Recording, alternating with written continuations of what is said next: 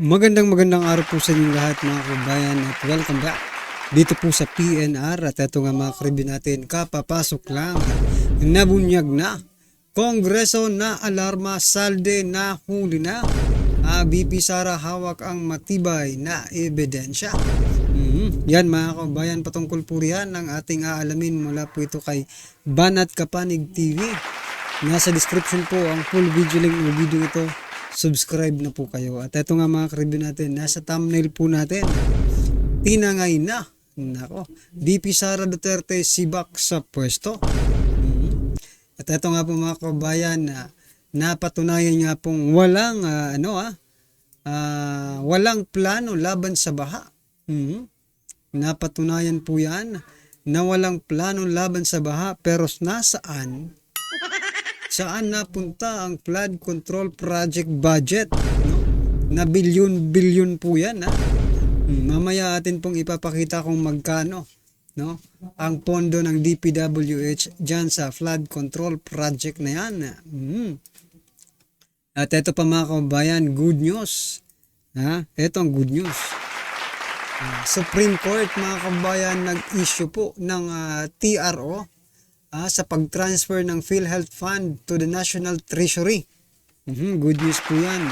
Kasi hindi na po matutuloy ang kanilang pagta-transfer ng PhilHealth Fund mga kabayan papunta sa National Treasury. At ito naman, bad news naman. Ito, kung nanggaling tayo mula sa good news, ito naman po bad news.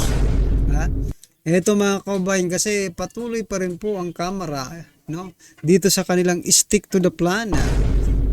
Stick to the plan mga kabayan, may dalawang basihan di umano sa posibleng impeachment laban kay Vice President Sara Duterte.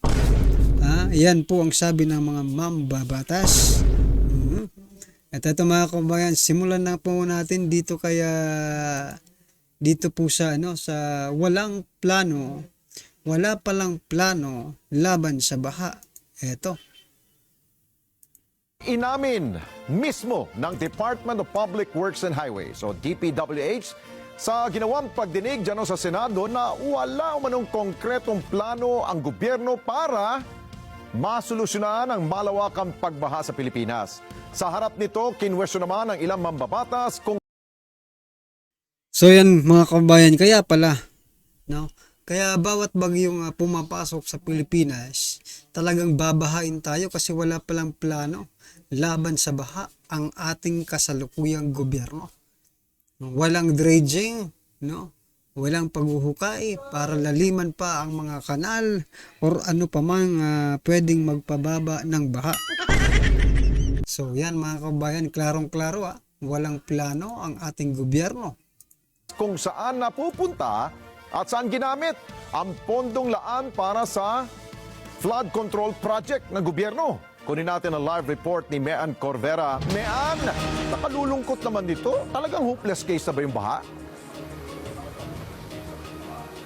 Alex, yan nga ang malungkot na pangyayari matapos aminin kanina ng mga opisyal ng DPWH na bukod sa walang konkretong plano, wala raw silang pondo para bumili ng mga dredging machine o yung equipment. Yan ay So yan mga kabayan, putulin po natin dyan kasi sinasabing walang pondo dito sa pagdidredging or paghuhukay or something na paglilinis, no, ng mga kanal at posibleng maging cause ng baha. Pero teka lang, ano itong sinasabi niyong walang pondo? Eto, how much is the budget for flood control? Sabi po according to Senator Po, no? According to Po, ito po, DPWH got over 90 billion in 2020, no? At 101 billion in 2021, 128 billion in 2022, and 182 billion in 2023, and 244 billion this year. So yan. Taliwas na naman po dito sa sinasabi ng walang pondo itong flood control project program or project, diba? taliwas po dito sa mga malalaking budget, no, na sinasabi ni Senator or Senator Grace po, mga kababayan. Ano ang ibig sabihin nito?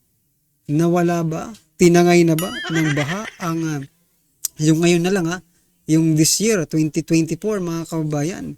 Tinangay na ba ang 244 billion na flood control budget? Saan napunta itong 244 billion? Gayong sinasabi naman sa report na walang budget ang ating gobyerno, no, dito sa flood control project.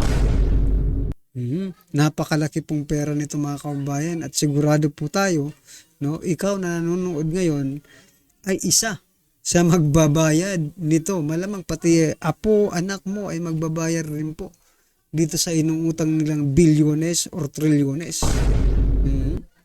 Pero wala tayong nakikita, diba, na mga legacy project. Walang flood control, nagbenta ng gold, no, at kinukuha yung excess fund ng PhilHealth. Buti na lang, mga kababayan, no, buti na lang talaga. Eto, just in, the Supreme Court issues a temporary restraining order, TRO, on the transfer of PhilHealth funds to the National Treasury. Palakpakan po natin. Buti na lang po at kinampihan ng Supreme Court ang taong bayan, no, dito sa pagta-transfer po ng fund. Malamang this is illegal, mga kababayan, kasi hindi naman po ito ipapahinto, no, or hindi ito tututulan ng Supreme Court kung hindi po ito illegal. So meaning tama po ang hinala ng taong bayan na illegal nga ang pagta-transfer ng PhilHealth Fund to the National Treasury. Nako talaga, bakit gumagawa ng illegal ang gobyernong ito? Yan ang tanong, di ba? Supreme Court spokesperson Attorney Camille Su Mei-Ting said the TRO is effective immediately. The TRO is to prevent further transfer of funds. Yan, mga kababayan. So, para mapigilan, effective agad-agad, immediately, mga kababayan, para mapigilan itong pagka-transfer ng PhilHealth Fund to the National Treasury at gagawin lang nilang budget, no, ng mga unprogrammed funds ng ating gobyerno. So, ano sa palagay nyo? This is good news. Palakpakan po natin. Okay?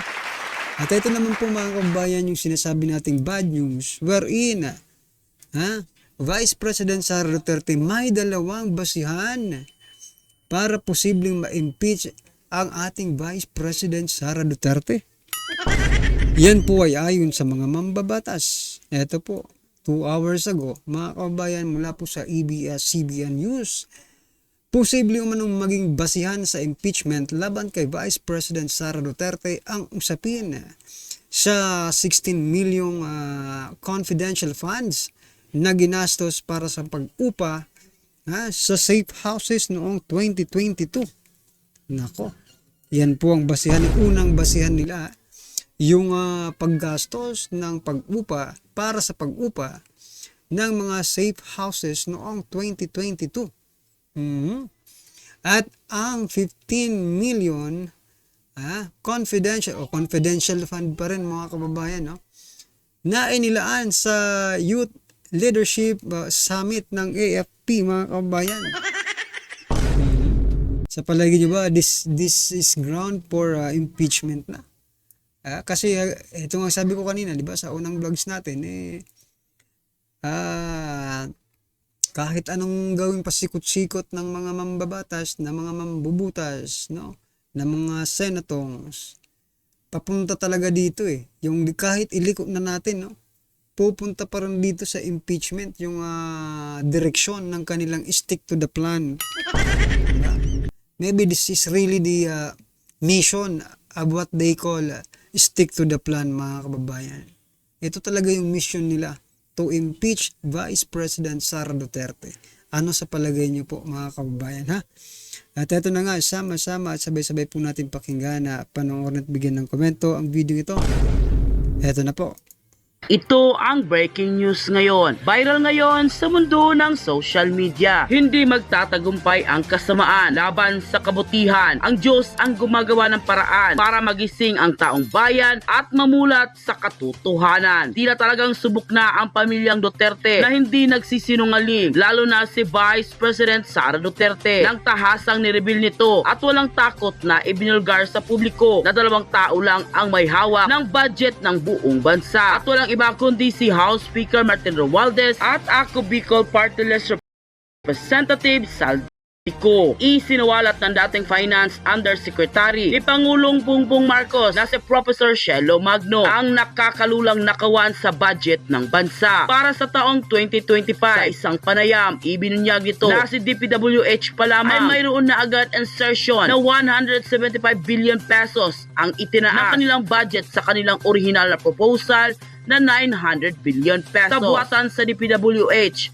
nabulabog na Congressman Saldico kumpirmadong mahaharap sa patong-patong na reklamo matapos kasuhan ng Anti-Graft and Corruption ng Task Force Kasanag International sa Ombudsman matapos makumpirma na sangkot ito sa bilyong-bilyong pesong project under DPWH. Pero bago tayo magpatuloy mga kapanig, kung bago ka pa lamang sa aming channel, ay huwag kalimutan mag-like, subscribe at i-click ang notification bell para mas maging updated ka pa lalo sa lahat pa ng mga bagong videos na i-upload namin. At yun na nga mga kapanig, nagsumiti na sa Office of the Ombudsman ang isang corruption watchdog ng mga ebidensya kaugnay sa mga aktibidades at corruption di umano ng 3 party list representative. Sinabi ni John Chong, ang Pangulo ng Task Force Kasanag International, at hiniling nito sa Ombudsman na magsasagawa ng sariling investigasyon base sa kanilang isinumite na ebidensya laban kina ACT-CIS Representative Eric Yap, Ako Bicol Representative Saldico at CWS Representative Edwin Garjola na kapwa na sasangkot sa korupsyon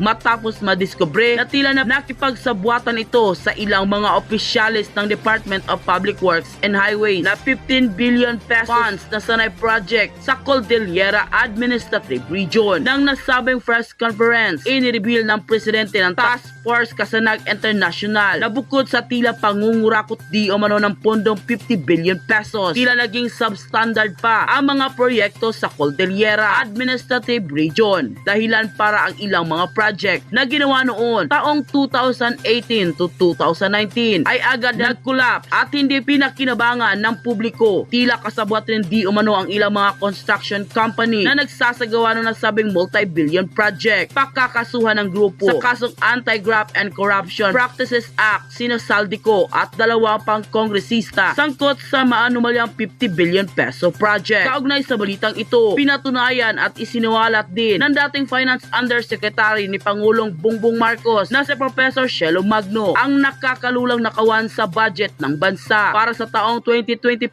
Sa isang panayam, ibinunyag nito sa DPWH pa lamang ay mayroon na agad insertion na 175 billion pesos ang itinaas sa kanilang budget para sa kanilang original na proposal na 900 billion pesos na nauna ng binunyag noon ni Vice President Sara Duterte nang tanging si Congressman Saldico at Martin Romualdez lamang ang may hawak ng budget ng bansa at sila din ang may pakana ng mga insertion na ito na hindi naman talaga nagagamit ng mga naturang ahensya. Bagkus sa mga buhayang laging gutom sa pera ang nakakahawak nito at ang bilyong-bilyong budget para sa our program appropriations. Matatanda ang kwestiyon ng taong bayan si Saldico matapos isiniwalat ni Senator Villanueva na 61 billion pesos pa lang ang budget ng Bicol Region para sa flood control. Subalit sa nangyaring malawakang pagbaha sa rehiyon ngayon ay obvious daw na walang nangyayaring proyekto si Saldico para maiwasan ang pagbaha at naibulsan na ang lahat ng pundo. Sadyang wala na talagang pag-asa ang bansa sa kasalukuyang administrasyon dahil tila na ata ang mga kongresista ay wala nang inatupag kundi ang magkamal sa pera ng taong bayan. Ayon naman sa official post ni Shelo Magno, and I quote, "Magandang umaga po Pilipinas. Baka pwede din ipaliwanag ni Kong Saldico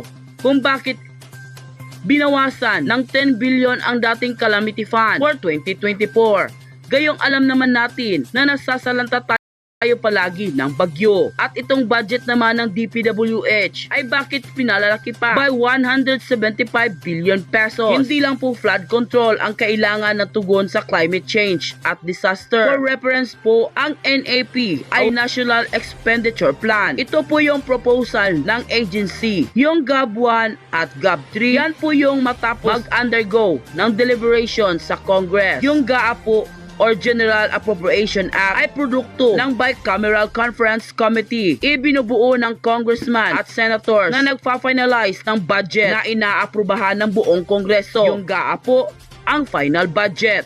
And So yan mga kababayan, no? Natangay na ba ng mga bagyo ang flood control project funds?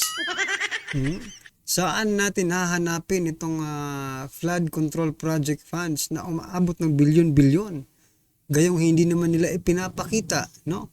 Kung saan napunta. Wala pong ebidensya na ihinaharap o resibo na pwede nating ipagbasihan, no? O, kasi for example, maliit po yung budget mo kaya maybe it is justifiable, no? Na ganyan ang maging resulta kapag bumaha. Pero mga kababayan, napakalaki po ng mga pondo. Pero pag bumabaha, mas mataas pa sa bubong ng ating mga kababayan ang baha. Well, anyway, it is natural calamity. Pero ang problema nga, no? Kasi napakalaki po ng pondo. Saan po nila ginamit or ano ang kanilang pinaggamitan ng pondo? Kaya nga tinatanong natin or nilagay natin sa thumbnail kanina, kung pati ba ang pondo ng mga flood control projects ay tinangay na ng mga baha, bagyo na dumating po o pumasok sa ating bansa. Well, anyway mga kababayan, ano po ang inyong reaksyon, opinion or kritisismo sa video ito? I-comment lang po para malaman po ng ating mga kababayan ang inyong opinion. Maraming salamat po.